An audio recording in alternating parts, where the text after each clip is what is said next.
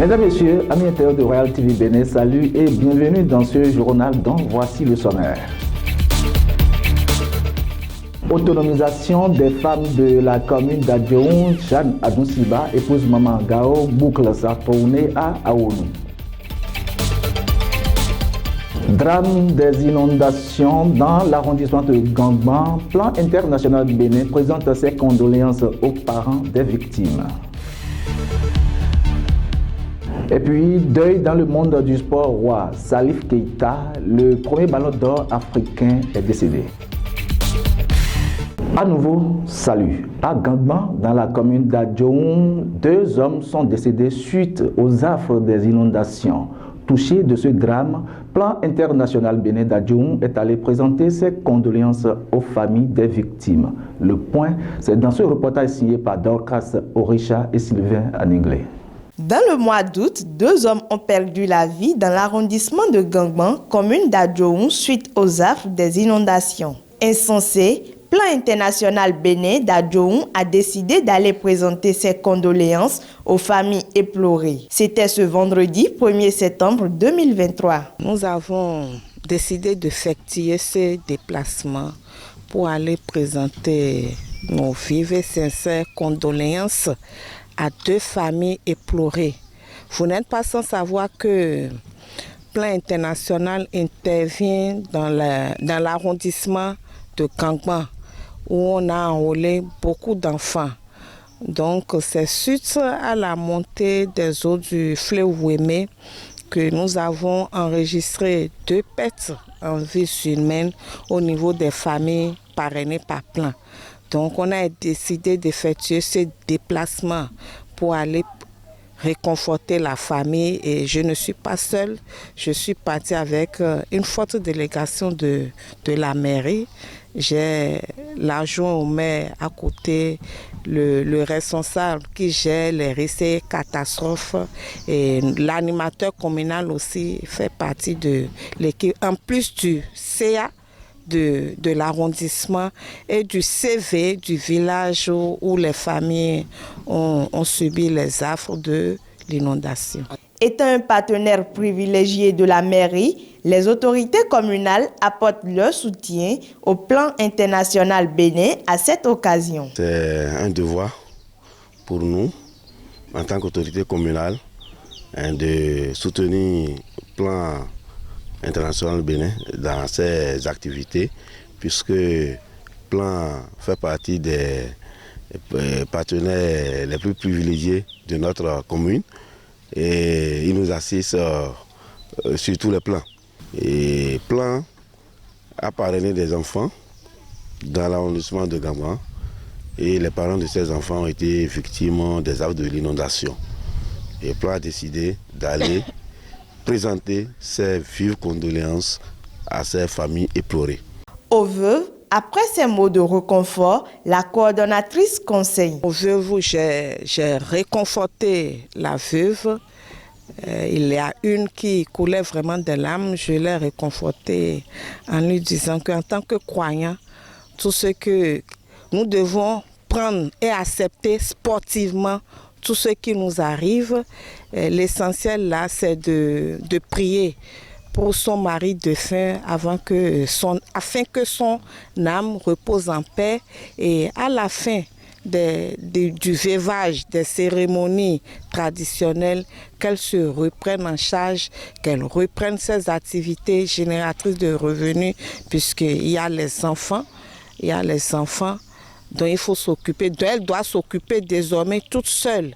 Cette démarche à l'endroit des parents des victimes de la part de Plan international Bénin d'Adjoun est salutaire. Paix aux âmes des disparus. Depuis 3 mois, Jeanne Adoussiba, épouse Maman Gao, a entamé une tournée de sensibilisation des femmes de la commune d'Adjoun sur le microcrédit à la FIA. Commencée par l'arrondissement de Tobota, c'est à Aounou qu'elle a bouclé cette tournée. Dorcas Orisha et Sylvain Aninglé pour le point. Tout est bien qui finit bien. Jeanne Adounciba, épouse Maman Gao, a bouclé ce jeudi 31 août 2023 sa tournée de sensibilisation qu'elle a commencé depuis 3 mois sur le microcrédit à l'AFIA à l'endroit des femmes des 8 arrondissements de la commune d'Adjoum. Commençant par l'arrondissement de Togbota, c'est celui d'Aounou qui a bouclé cette activité louable et appréciable. Chaque arrondissement avec sa spécificité.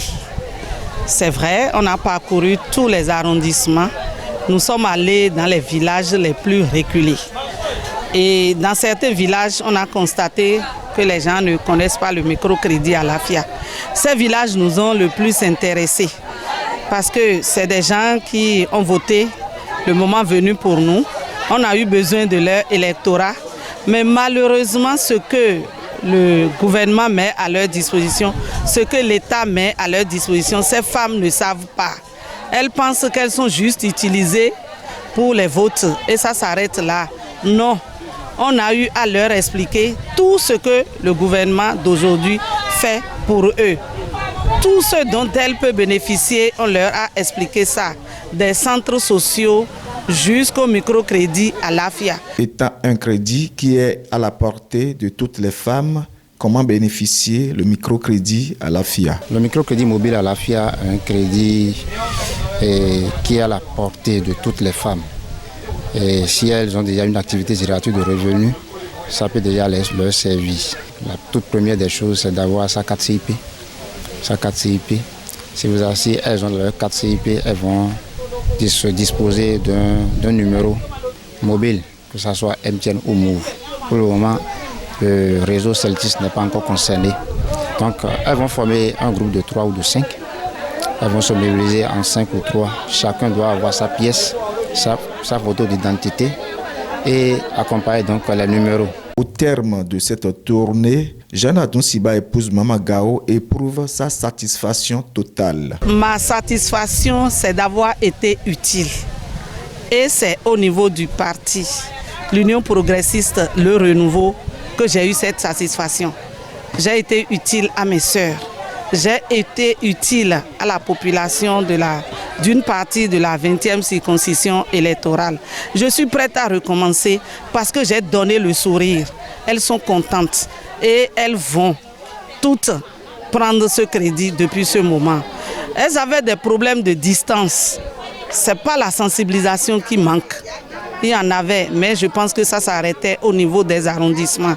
Et dans la vallée, les villages sont très distants l'un de l'autre, mais nous sommes rapprochés d'eux. Malgré que tous les 8 arrondissements d'Adjoum aient reçu Jeanne Adounciba, épouse Maman Gao, et sa suite, la suppléante de l'honorable Denise Degbedji pense reprendre l'activité en cas du besoin. Il faut rappeler qu'à chaque endroit, un accueil chaleureux lui est toujours réservé par ces femmes qui sont toutes satisfaites de cette initiative. Pour promouvoir l'excellence, Pamphile Arissou offre des kits scolaires aux meilleurs élèves de Dequin dans la commune de Dangbo. Reportage. Le kit scolaire pour les meilleurs élèves du CI en terminale et les 3 premiers au bac, session de juin 2023. Voilà l'acte posé par Pamphile Arissou, natif de Dequin dans la commune de Dangbo, aux 3 premiers de chaque classe. Ceci pour promouvoir l'excellence et inciter les autres à travailler les années à venir. C'était ce samedi 2 septembre 2023 au CEG de la localité. Je suis natif de Dequin et il est important pour moi de réagir face donc aux difficultés des populations, notamment des apprenants. Et je pense qu'il est important pour moi de faire quelque chose pour motiver ces apprenants à aller plus loin. Parce qu'aujourd'hui, nous sommes à l'ère de l'excellence. Et au regard des résultats issus des différents examens de l'arrondissement, il se fait que la baisse des performances est visible. Et il faut donc faire quelque chose pour remotiver ces enfants-là à être vraiment meilleurs. C'est ce qui justifie donc ce projet que nous avons intitulé « Journée de réflexion pour l'excellence et pour la sensibilisation des populations pour améliorer les résultats de fin d'année ». Une initiative appréciée par tous qui va corriger beaucoup de choses. C'est une très bonne initiative. Comme je le disais à un moment donné, des jeunes ont été vraiment inquiet des résultats que nous avons eus et avait demandé que l'on réfléchisse à comment on fait pour diminuer un peu le taux d'échec dans l'arrondissement. Pour que l'initiative soit pérenne, le donateur assure. Je pense que nous ne pensons pas nous arrêter en ce bon chemin. Il est important pour nous de rester en synergie avec tout le monde, avec la jeunesse qui monte. D'accord. Donc c'est important, leur avenir doit être préoccupant pour tout le monde d'ailleurs. D'accord. Travailler donc à ce qu'ils accèdent, d'accord, à une fonction, un emploi permanent. D'accord. C'est ça qui est important. Pour être meilleur à l'école, un lauréat donne son secret. En quittant l'école, si je retourne à la maison, je refais mes exercices, j'apprends mes cours au fur et à mesure. S'il y a des préoccupations, je demande au professeur et il m'aide. L'éducation est l'arme la plus puissante que l'on puisse utiliser pour changer le monde, disait Nelson Mandela le Madiba. Et c'est ce qu'a compris Pamphile Arissou, qui n'est pas à son premier geste. Dans le passé, sur fonds propres, il avait déjà fait don de ranga à sa localité. Des gens comme lui sont attendus pour le développement de Dequin.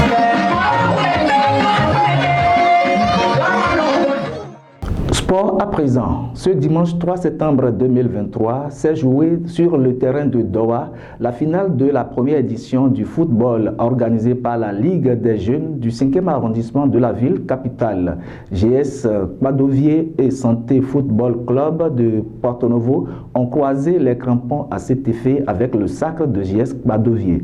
Gabin Akotonou et Sylvain Aniglé pour le reportage.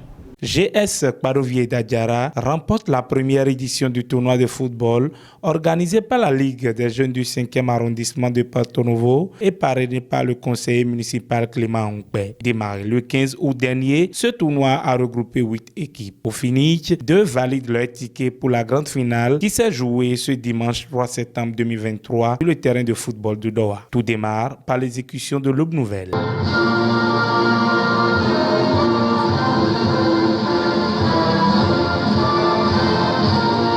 Après, place au jeu. Sur le terrain, GS Kpadovié d'Adjara prend les commandes et ouvre très tôt le score par l'entremise de Herman Piot. Le score ne changera pas jusqu'à la pause. Retour, malgré toutes les velléités offensives de Santé Football Club de Porto Novo, le but ne sera pas égalisé jusqu'au sifflet final de Shérif Alougmen. Après le sifflet final, le parrain se dit content. Comme vous venez de le constater, c'est avec une grande joie que les équipes viennent de quitter le terrain. La population également qui est vraiment égayée par tout ce qui s'est passé le long de ce tournoi. Je vais simplement remercier tous les appuis à ce tournoi, tous ceux qui nous ont accompagnés, qui ont accompagné cette Ligue des jeunes du 5e arrondissement à une organisation parfaite de ce tournoi. Même son de cloche du côté des invités. Tout s'est bien passé. Et également, je tiens à féliciter toutes les équipes participantes à ce tournoi. Et voilà, nous venons de constater le meilleur qui a gagné. Et très prochainement, nous allons encore redoubler d'efforts pour donner une vraie éclatée à la seconde édition. Une première édition est réussie par la Ligue des jeunes du 5e arrondissement de Porto Novo. La deuxième édition s'annonce donc palpitante. Page Inter à présent. Commençons cette actualité à l'international par le football. Le footballeur malien Salif Keita, qui a joué à Saint-Étienne et Marseille dans les années 1970, est décédé ce samedi 2 septembre 2023 à Bamako, a annoncé le ministre malien chargé des sports. Pelouse de Geoffroy Guichard, il a fait les grandes heures de l'AS Saint-Étienne. Tête de Keita et but! Merveilleux but de Keita de la tête! En 5 ans chez les Verts, il a remporté 3 championnats de France. Buteur hors pair, il fut le premier lauréat du Ballon d'Or africain en 1970. Nous étions très embêtés, je dois le dire. Car combien de fois avons voulu nous en faire le meilleur joueur du championnat de France? Malheureusement, il n'était pas malien. Il n'était pas français, il était malien. Je dis bien malheureusement pour le football français. Et vous savez qu'on a dit de lui, si Salif Keita avait été français, l'équipe de France aurait sûrement joué à la Coupe du Monde. Alors, on cherche à lutter. Son histoire est tellement liée à celle de l'AS Saint-Étienne que son surnom, la Panthère Noire, a inspiré l'emblème du club. Le journaliste sportif Jacques Vendroux se souvient des exploits de l'attaquant malien. Il a même terminé souvent dans les meilleurs buteurs du championnat de France. Et puis un jour, il a décidé d'aller jouer à l'Olympique de Marseille. Il a été joué à l'OM où il a fait un bon parcours. Et puis après, il a mis un terme à sa carrière. Mais c'est l'un des rares footballeurs au monde à avoir été footballeur professionnel, international, et qui a fini président de la Fédération malienne de football. Salif Keita avait aussi fondé le premier centre de formation de football de son pays, portant son nom, et d'où sortir plusieurs talents. Le temps où le club français prenait les joueurs individuellement comme ça est révolu. Je pense que maintenant, il faut qu'ils traitent avec les clubs africains. Déjà, la FIFA d'ailleurs a sorti un règlement qui dit que il n'y a pas de transfert de jeunes de moins de 18 ans. Il faut avoir 18 ans.